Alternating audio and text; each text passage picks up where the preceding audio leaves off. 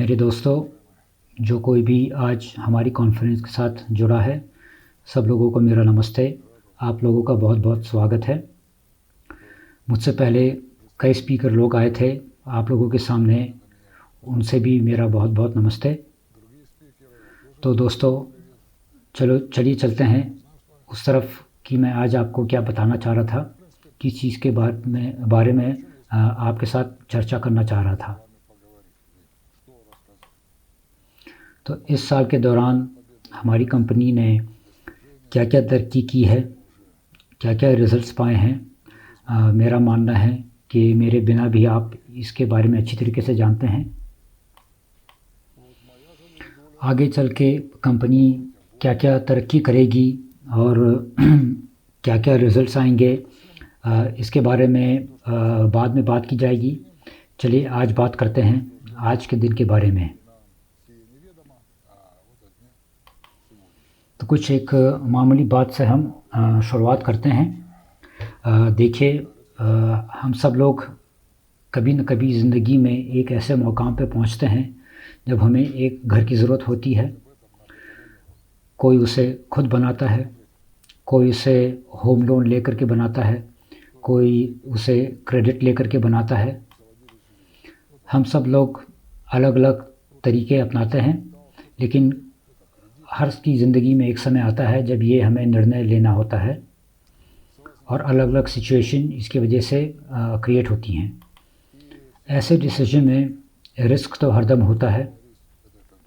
सबसे कम रिस्क तब होता है जब आप एक बने बनाए हुए फ्लैट को लेते हैं, जिसके अंदर मरम्मत भी हो चुकी है। लेकिन एक ऐसे फ्लैट की कीमत जो होती है वो बहुत ज़्यादा होती है ज़्यादातर लोगों के लिए। तो वो लोग जो हैं, जो घर की मरम्मत अंदर से खुद कर सकते हैं, वो ख़रीदते हैं फ्लैट, लेकिन बिना मरम्मत के। कुछ लोग ऐसे होते हैं जो ज़्यादा रिस्क उठाने के लिए तैयार होते हैं। वो लोग जब फ्लैट ख़रीदते हैं तो वो तब ख़रीदते हैं जब इसका कंस्ट्रक्शन केवल शुरू होता है, जब पूरी बिल्डिंग की फाउंडेशन भी नहीं डाली गई होती है। तो इस स्टेज पे रिस्क जो है वो मैक्सिमम है और दाम जो है वो मिनिमल है।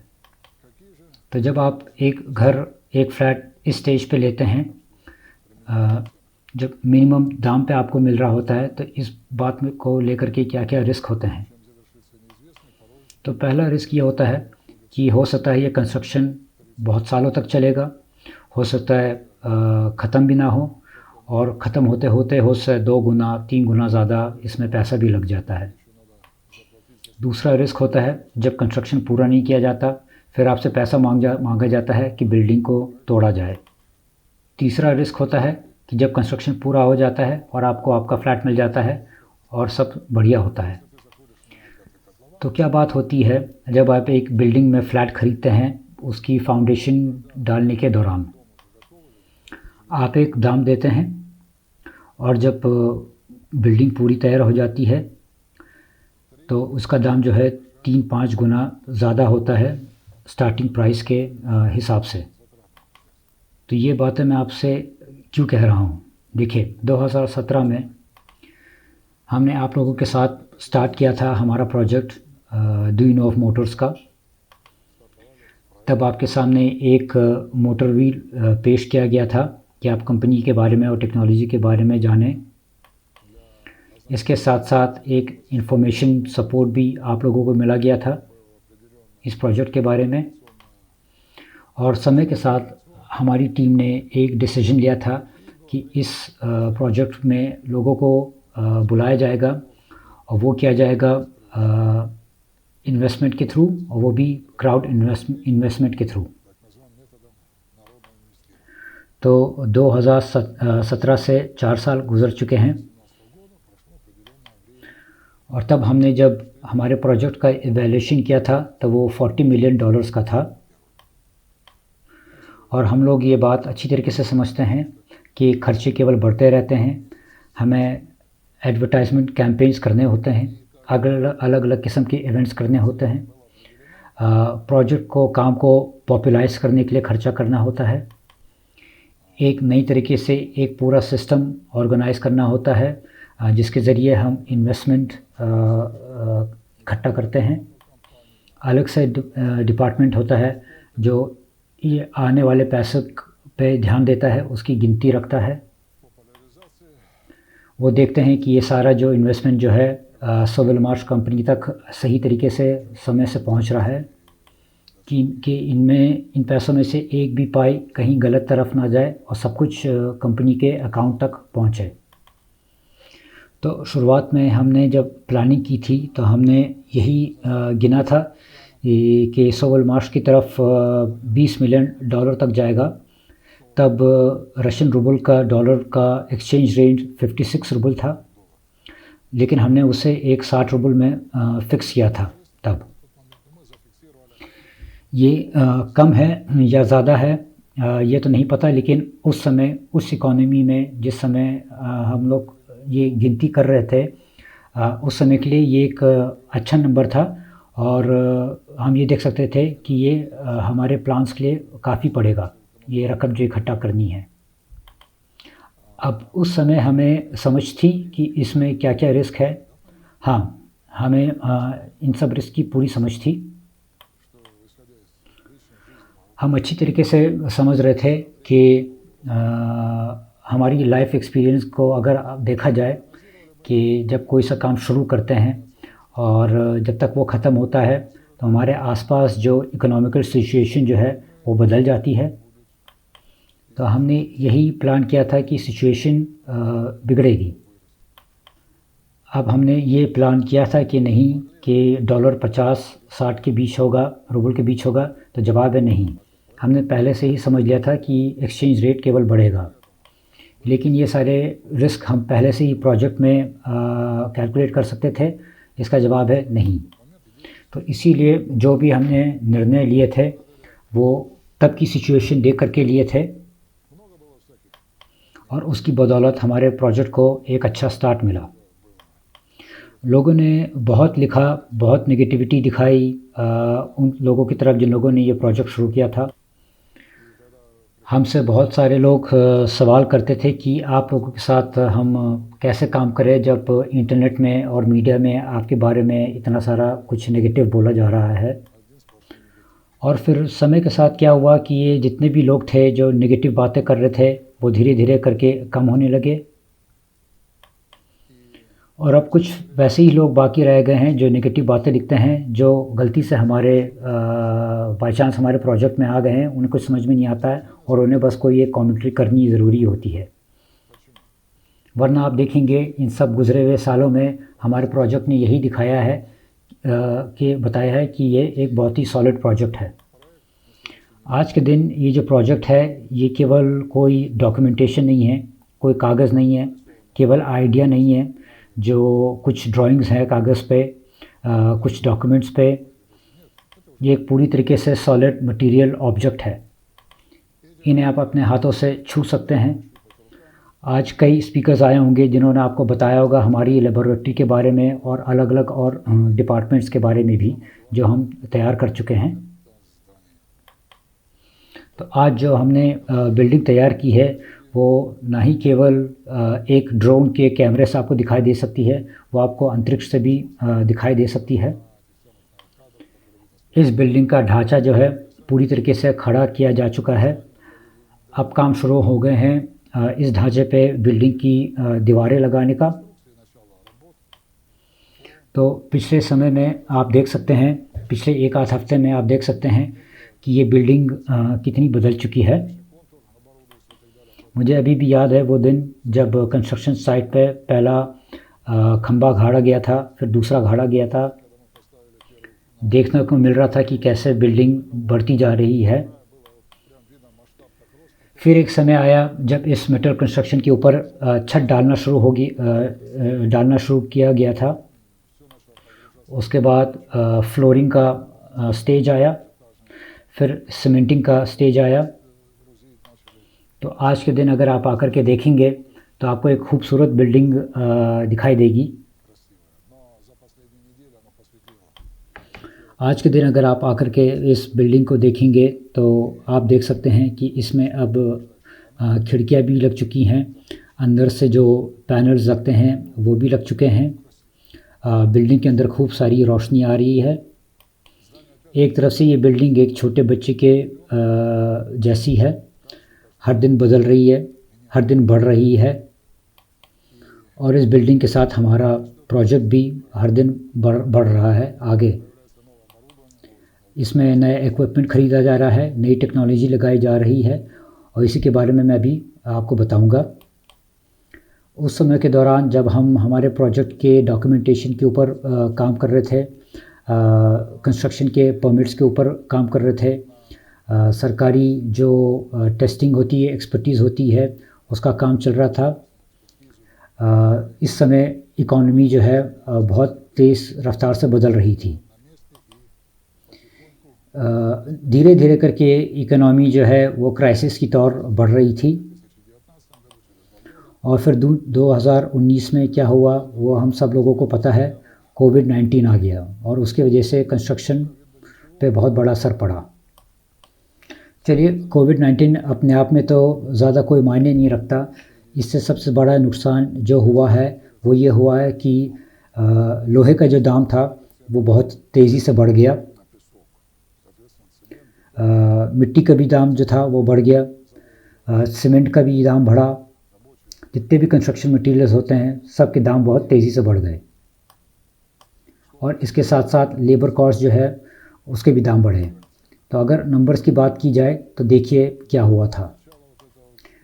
तो ये पैंडेमिक पीरियड शुरू होने से पहले हमने कुछ 480 मिलियन रूबल्स खर्च किए थे मेटल कंस्ट्रक्शन के लिए, इक्विपमेंट के लिए। और अगर हमने उस समय ये ना किया होता और अभी हम करते, जब ये पैंडेमिक शुरू हो गया, तो हमें कम से कम 1,440 मिलियन रूबल्स खर्च करने होते हैं। और ये रकम कहीं ज़्यादा है जो हमें चाहिए थी जब हमने रूबल और रशियन और डॉलर का एक्सचेंज रेट 60 रूबल में फ़िक्स किया था। तो एक बहुत बड़ी गलत बात हो जाती। तो यहाँ पे मैं कहना चाहूँगा कि हमारे सोवेलमार्श के जो स्पेशलिस्ट हैं कि उन्होंने पहले से ही ये इकोनॉमिक का क्राइसिस देख लिया था, समझ लिया था और पूरी तरीके से तैयार थे।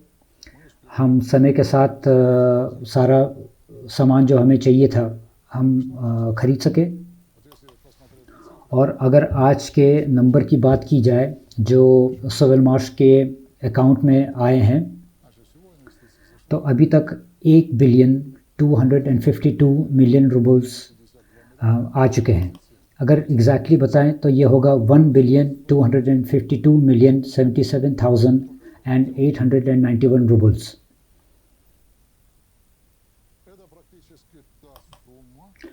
तो लगभग ये वही रकम है जिसके बारे में हमने प्रोजेक्ट की शुरुआत में बात की थी जब डॉलर रूबल को 60 में फ़िक्स किया था। और अगर हम आज का एक्सचेंज रेट लेते हैं जो 74 रूबल है $1 के मुताबिक, तो फिर 20 मिलियन बनता है। ये हो गया 1,480 मिलियन रूबल्स।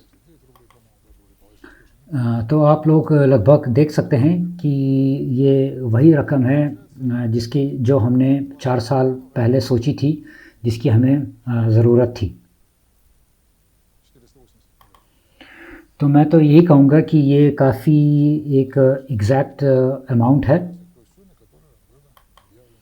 और फिर से ध्यान दूंगा कि अब तक हमने बिल्डिंग का ढांचा खड़ा कर दिया है, इक्विपमेंट ख़रीद चुके हैं हम लोग, और काफ़ी कुछ और भी डिपार्टमेंट्स में काम हो चुका है। तो इतना हमने एग्जैक्ट प्लान बनाया था 4 साल पहले। और मैं कहना चाहूँगा कि अगर हमने तब ये प्रिवेंटिव मेजर्स ना लिए होते तो ये जो रकम जो है हमें पूरी ना पड़ती। और ना ही केवल आज के दिन मैं बात कर रहा हूँ कि जब हम केवल शुरुआत में मेन कंस्ट्रक्शन मटेरियल ख़रीद रहे थे तभी भी हमें काफ़ी ना पड़ता। ये ऐसा गणित है। आप लोग खुद ही देख सकते हैं कि हमारे चारों तरफ हर चीज़ का इन्फ्लेशन हो रहा है। दाम बढ़ रहे हैं। तो इसीलिए शुरुआत में अगर $20 मिलियन सोवेल मार्श की तरफ जा रहे थे, 20 मिलियन जा रहे थे हमारे पार्टनर्स के काम पे, इन्वेस्टमेंट को उठाने के काम में, और अधिक जो दूसरे जो काम होते हैं इस प्रोजेक्ट को लेकर के। तो इन सालों में हम देख सकते हैं कि इकोनॉमी के क्या बुरे हाल हुए हैं पूरी दुनिया में, और आज के दिन हम वही बात कर सकते हैं जो सही है, सच है। तो इसीलिए अगर आज के दिन की इकोनॉमिक्स देखी जाए, उसकी डायनेमिक्स देखी जाए, और अगर फिर से कोई तेज़ी से बदलाव नहीं आते हैं जो फ़िलहाल हमें अभी देखने को नहीं मिल रहे हैं, लेकिन फिर भी हमें लगता है कि कुछ ना कुछ फिर से होगा। तो ये सब बातें देख करके समझ करके हमारा मानना है कि हमारे प्रोजेक्ट में $60 मिलियन तक लग जाएंगे। सोवेल मार्श की तरफ $30 मिलियन जाएंगे। कम है या ये ज़्यादा है? अगर हम दूसरे प्रोजेक्ट्स की बात करेंगे तो ये बहुत ही कम अमाउंट है। और बहुत से ऐसे प्रोजेक्ट्स हैं जो हमारे साथ ही शुरू हुए थे, हमारे साथ ही आगे बढ़ रहे थे, आज के दिन में पूरी तरीके से ख़त्म हो चुके हैं, गायब हो चुके हैं। बहुत कुछ प्रोजेक्ट्स हैं जो जमा दिए गए हैं। काफ़ी मेरी मुलाकात होती है कुछ ऐसे लोगों के साथ जो इन प्रोजेक्ट्स पे, दूसरे प्रोजेक्ट्स पे काम कर रहे थे, अब बिना काम के रह गए हैं। कुछ ऐसे इन्वेस्टर्स होंगे जो इन नंबर्स को देख करके बहुत डर जाएंगे, क्योंकि वो एक रिज़ल्ट का इंतज़ार कर रहे थे और बात ऐसी हो रही है कि बिल्कुल ही दूसरा रिज़ल्ट देखने को मिल रहा है। लेकिन अगर सच बोलूँ तो मैं भी कुछ और ही चाह रहा था और देखने को कुछ और ही मिल रहा है। दिलचस्प बात बताता हूँ कि 1980s में सोवियत सरकार का एक वादा था कि 1980 आने से पहले सब लोग पब्लिक ट्रांसपोर्ट को बिल्कुल मुफ्त में इस्तेमाल करेंगे, लेकिन हम सब लोग देख सकते हैं ये ऐसा हुआ नहीं। मेरी पीढ़ी के जो लोग हैं, मेरी उम्र के जो लोग हैं, वो मेरी बात अच्छी तरीके से समझ सकते हैं कि सरकार वादे बहुत करती है, लेकिन इकोनॉमिक्स का जो डायनामिक्स है वो कुछ अपने ही ज़िंदगी जीती है। तो अब मैं चले वापस चलते हैं आपके सवाल के बारे में कि ये कम है या ज़्यादा है, इसके बारे में बात करते हैं। तो फिर से चलते हैं जो बात मैंने शुरुआत में छेड़ी थी घर के बारे में। तो हम सब लोग अच्छी तरीके से समझते हैं कि जब ये कंस्ट्रक्शन के समय लिया जाता है तो इसकी कीमत कम से कम होती है, और अगर कंस्ट्रक्शन पूरा नहीं हुआ तो हमारा पूरा लगाया हुआ पैसा डूब जाता है, और अगर पूरा हो गया तो फिर हम इस फ्लैट को 3 गुना 5 गुना ज़्यादा महंगा आराम से बेच सकते हैं। तो अगर हम अभी $30 मिलियन लेंगे और उसे 74 रूबल से मल्टीप्लाई करेंगे तो हम पाएंगे 2.2 बिलियन रूबल्स। तो मान लीजिए जब हमारा कंस्ट्रक्शन पूरा हो जाएगा, बिल्डिंग अंदर से भी पूरी तरीके से तैयार हो जाएगी, और अगर हम इसे बेचना चाहेंगे तो हमने इसमें 2.2 बिलियन रूबल्स खर्च किए थे, लेकिन हम इसे आसानी से 8 बिलियन रूबल्स में बेच सकेंगे, और ये बहुत ही अच्छा प्रॉफिट होगा। तो इससे ये बात ज़ाहिर हो जाती है कि हर वो एक बंदा जिसने हमारे प्रोजेक्ट में कुछ इन्वेस्ट किया है, तो फिर भी उसे कम से कम 3 गुना ज़्यादा इन्वेस्टमेंट पे रिटर्न मिलेगा। अब ये एक अच्छी बात है या बुरी बात है, अगर आप मुझसे पूछेंगे तो मेरे लिए कोई बात ही नहीं है। क्यों? तो ठीक है, हम मान लेते हैं कि इस बिल्डिंग की कीमत अब बढ़ गई है। वो पैसे जो हमने खर्च किए थे इन्वेस्टमेंट को इकट्ठा करने में, और बाकी जो हमारे खर्चे थे जो सोवेल मार्श कंपनी के बाहर हो रहे थे, तो ये सारे खर्चे इन एक्टिव्स की वजह से, इन लिक्विड एक्टिव्स की वजह से गारंटी इंश्योर हो गए। ये बिल्डिंग जो है अपने आप में बहुत ही एक हाईटेक बिल्डिंग है। इसमें एंटी अर्थक्वेक शॉक एब्जॉर्प्शन का भी सिस्टम लगा हुआ है। ऐसी बिल्डिंग आपको आसानी से नहीं मिलेगी। यह सच में एक बहुत हाईटेक बिल्डिंग है। मैं तो बल्कि इतना भी कह सकता हूँ आपसे कि एक फ्यूचर की बिल्डिंग है। तो इसका जो दाम है ये आने वाले सालों में, बहुत आने वाले सालों में, भविष्य में आपको मिलता रहेगा, क्योंकि इस बिल्डिंग की डिमांड हरदम रहेगी। ये पहली बात है। दूसरी इम्पॉर्टेंट बात है कि जब हम ये प्रोजेक्ट शुरुआत कर रहे थे, हम चाहते थे कि हमारे साथ ऐसे लोग जुड़ें जो केवल सैलरी के बदौलत नहीं रहते हैं, बल्कि कुछ प्रॉफिट कमाने की भी इच्छा रखते हैं। अगर चीन की कम्युनिस्ट पार्टी का उदाहरण लिया जाए, तो अपने समय उन्होंने अपने सामने एक गोल रखा था कि पॉवर्टी को बिल्कुल ख़त्म करना है और एक स्टेबल मिडिल क्लास बनाना है। और आप देख सकते हैं कि उन्होंने अपना गोल पूरा किया है। तो हम भी कुछ ऐसा ही करना चाहते हैं। हम चाहते हैं कि एक मिडिल लेवल का एक ऐसा बंदा पैदा हो हमारी सोसाइटी में, जो थोड़ा बहुत इन बातों की समझ रखे और समझे कि केवल सैलरी के दौरान के बलबूते पे नहीं रहना चाहिए, अपने दिमाग से भी काम करना चाहिए आगे बढ़ने के लिए। आप लोगों को ऐसा भी मौका मिलेगा कि आप अपने शेयर्स को बेच करके भी फिर मुनाफा कमा सकते हैं। और बहुत से इन्वेस्टर लोग हमारे साथ इसीलिए जुड़े हैं कि शेयर्स को बेच करके प्रॉफिट कमा सके। उन्हें लगता है कि इन्फ्लेशन की वजह से उन्होंने जो पैसा इन्वेस्ट किया था और जो शेयर्स खरीदे थे वो डिवैल्यूएट हो जाएंगे। ये बिल्कुल गलत बात है। चलिए मैं आपको समझाता हूँ क्यों। हमारा प्रोजेक्ट जो है वो एक किसी वैक्यूम में नहीं बढ़ रहा है। वो आजकल की दुनिया की जो इकोनॉमिक सिचुएशन है उसके हिसाब से आगे बढ़ रहा है। तो इसका मतलब क्या होता है कि इन्फ्लेशन के साथ साथ हमारी कंपनी जो प्रोडक्ट बनाएगी उसका भी दाम बढ़ जाएगा। तो जब वो बिकेगा तो वो उस दाम पे नहीं बिकेगा जो 4 साल पहले होता, वो उस दाम पे बिकेगा जो अभी है, इन्फ्लेशन को ध्यान में रखते हुए।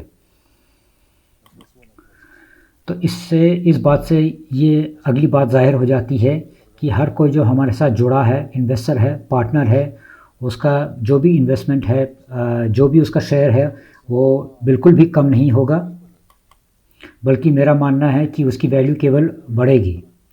लेकिन अगर मानते हैं कि हमारी फाइनेंसिंग जो गोल जो है वो पूरा नहीं होता है, तो एक तरफ से ये हो जाएगा कि एक अनफिनिश्ड कंस्ट्रक्शन हुआ। इसका मतलब कुछ भी नहीं होता, क्योंकि मेरे दोस्तों, जिस स्टेज पे आज हम आप लोगों के साथ हैं, पॉइंट ऑफ नो रिटर्न जो होता है उसे हम बहुत पहले पार कर चुके हैं और हमारे पास केवल अब एक रास्ता रह गया है। वो रास्ता है कि हर कीमत में हमें हमारा प्रोजेक्ट फिनिशिंग लाइन तक पहुंचाना है। एविएशन की टर्मिनोलॉजी में एक बात करें तो वहाँ पे एक टर्म होता है, वो कहता है पॉइंट ऑफ डिसीजन। ये वो पॉइंट होता है जब 50% आपका तेल खर्च हो चुका होता है, तो आपको डिसाइड करना होता है या तो आप आखिर तक आगे जाएंगे या तो जहाँ से आपने शुरुआत की है वहाँ लौट चलेंगे। तो हमारे सामने केवल एक ही रास्ता है, आगे बढ़ते रहने का, मेहनत करते रहना और फिनिश तक पहुँचने का। मैं आप लोगों को नहीं बता सकता कि आने वाले कल में इकोनॉमी कैसे बदलेगी। ये बहुत ही कठिन काम है, लेकिन आप जैसे देख सकते हैं कि हमारी बहुत ही प्रोफेशनल टीम है जो थोड़ा बहुत इसमें अच्छी समझ रखती है और सारे रिस्क आगे ही देख लेती है और उसके हल पहले से ही सोच करके तैयार रखती है। और मैं बात आपको बताऊंगा जो हम काफ़ी बार छेड़ चुके हैं काफ़ी वेबिनार्स में, यह है कि हमारी कंपनी के बैलेंस में एक मटेरियल एक्टिव है। हमारी बिल्डिंग हो गई, जिस ज़मीन पे ये बिल्डिंग खड़ी हो रखी है, नॉन मटेरियल एक्टिव्स हैं जिनकी अगर हम गिनती करेंगे तो मटेरियल एक्टिव से वो कहीं ज़्यादा बढ़ के हैं। ये मैं बात कर रहा हूँ इंटेलेक्चुअल प्रॉपर्टी के बारे में, हमारे डेवलपमेंट के बारे में। और आज के दिन हम अलग अलग किस्म की मशीनरी तैयार कर रहे हैं। एंगल ग्राइंडर्स मशीनरी तैयार कर रहे हैं। फैक्ट्री में लगने वाली मशीन जो होती है उनके लिए मोटर्स तैयार कर रहे हैं। तो काम जगह पे नहीं खड़ा हुआ है, काम तेज़ी से आगे बढ़ रहा है। और काफ़ी लोग सोचते थे कि हम आगे जा कर के कोई से कागज़ बेचेंगे, ऐसी बात नहीं है। किसी भी टेक्नोलॉजी को बेचने के लिए खुद टेक्नोलॉजी काफ़ी नहीं होती है, एक एंड प्रोडक्ट की ज़रूरत होती है जिसे हम लोगों को दिखा सकते हैं, जिसे वो आसानी से समझ सकते हैं और उसको यूज़ कर सकते हैं। और एक ऐसा ही एंड प्रोडक्ट बहुत बड़ी कीमत रखता है अपने आप में। और अगर मान लीजिए कि आगे जा कर के हमें ऐसी कुछ कंपनी नहीं मिलती हैं जो हमारे प्रोडक्ट की मैन्युफैक्चरिंग अपने ऊपर लेंगे, हम खुद अपनी ताकत से भी काफ़ी प्रोडक्ट्स मैन्युफैक्चर कर सकते हैं कि हमें मुनाफा मिलना शुरू हो जाए। और अगर शुरुआत में इस बात में यकीन करना बहुत मुश्किल था, बहुत से लोगों ने यकीन किया और एक्टिवली इन्वेस्ट किया, वो सारे रिस्क उठाए जो उस समय थे।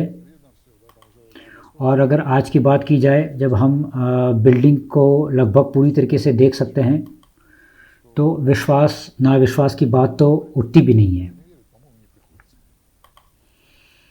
अगर बात करते हैं कि हमारे प्रोजेक्ट में क्या क्या बड़े बड़े बदलाव आए हैं, तो वो हम देख सकते हैं इस बात से कि बहुत से सारे लोग हमारे प्रोजेक्ट के साथ आज जुड़ने के लिए तैयार हैं। और हर दिन लगभग मैं 2-3 बार लोगों के साथ मुलाकात करता हूँ, इस बात पे चर्चा करता हूँ उन लोगों के साथ जो हमारे साथ काम करना चाहते हैं। और ये वो लोग हैं जिनके पास ऑलरेडी नौकरी है और ये लोग अच्छी पगार भी पाते हैं, लेकिन फिर भी वो लोग अपना पैसा इन्वेस्ट करना चाहते हैं हमारे प्रोजेक्ट में। और एक ऐसा रिलेशनशिप बनाना जो है, इस पे तो कोई प्राइस टैग भी नहीं लगाया जा सकता, इसकी कोई कीमत नहीं होती है। आपका जो भरोसा है उसकी कोई कीमत नहीं है। आप लोगों ने अपना मेहनत से पैसा कमाया हुआ पैसा हमारे भरोसे हमारी कंपनी में इन्वेस्ट किया है, इसकी कोई कीमत नहीं है। और आप ही के पैसों से वो सब कुछ बनाया गया है, वो सब कुछ बनाया गया है जिसके बारे में मैंने आज आपको बताया है। आप लोगों के भरोसे ही हम आगे बढ़ सकते हैं और कुछ भी नामुमकिन नहीं है। और जब किसी बात पे विश्वास नहीं होता है तो वो बात अपने आप में ही टूट जाती है, बिखर जाती है। मुझे पूरा विश्वास है कि आप लोगों के साथ हम फिनिश तक पहुंचेंगे। अब सबसे मैं इजाज़त चाहूँगा। सब लोगों को मेरा नमस्ते।